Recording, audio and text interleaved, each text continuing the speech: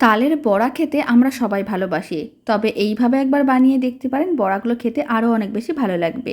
নমস্কার, আমি রুমি, আপনাদের সবাইকে আবারও একটা দারুণ স্বাদের রেসিপিতে স্বাগত।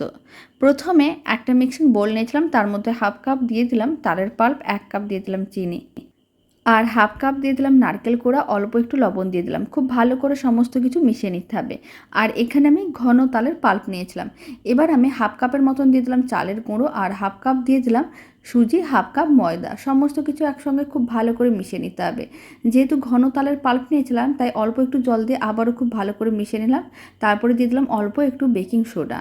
এতে বড়াগুলো অনেক বেশি নরম তুলতুলে হয় আর বেশ ফুলকো হয়। তারপর গরম তেলের মধ্যে বড়াগুলোকে দিয়ে দিতে হবে আর উল্টে পাল্টে লাল লাল করে ভাজতে হবে। তাহলেই রেডি হয়ে যাবে দারুণ স্বাদের নরম তুলতুলে তালের বড়া। বাড়িতে বানিয়ে দেখতে পারেন, বানানো যেমন সহজ, খেতেও ভীষণ ভালো হয়। আশা করি তালের বড়া আপনাদের খুবই ভালো লাগবে।